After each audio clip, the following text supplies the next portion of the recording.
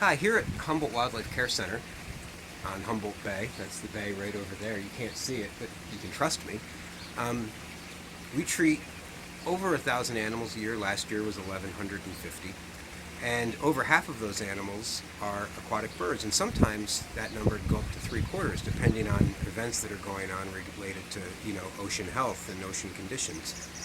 So we have to have a facility here that we can provide the care that an aquatic bird needs. And for a lot of those birds, that means they never come to land, which means they need to be on water almost the entire time that they're here with us. And that means pools. We have one pool, which is right over here, and we built this pool in the winter of 2012-2013. It's been online for I guess that means it's been online for 3 years now. And it's been a very effective pool, and we built it using very little money. I think that pool cost us $1,000 to build. It's recirculating. It has a magnetic drive pump, which means that we are able to shift from salt water to fresh water depending on the species that we're treating in that pool and what time of year it is. Consider like western grebes are birds who in the winter time would be found on salt water, but in the summertime would be found on fresh water. So we're able to, we can, manage the pool based on the needs of the patient. We also have these smaller pools over here, which are for, patients that are not quite ready for being in a pool full time, or they're very small birds, such as these storm-petrels. We also get those. They ride in on boats, sometimes tired out at the middle of the sea.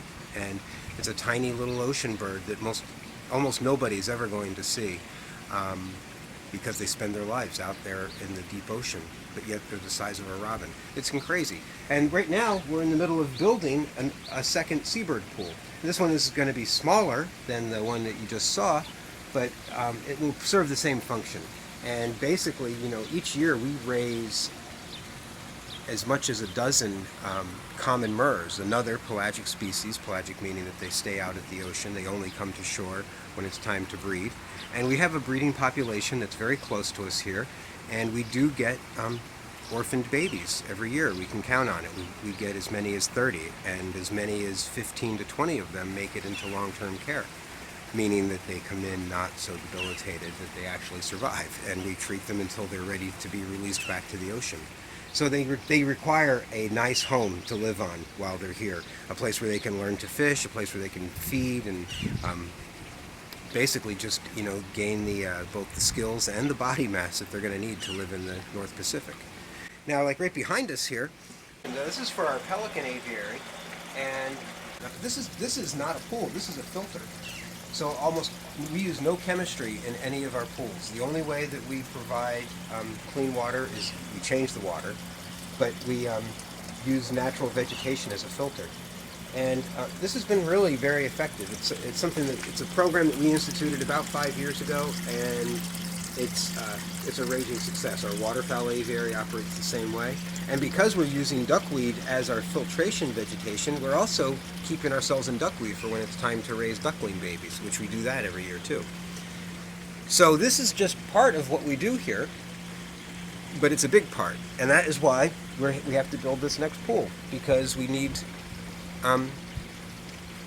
basically always to be able to increase our capacity in order to treat the wildlife of the north coast of California.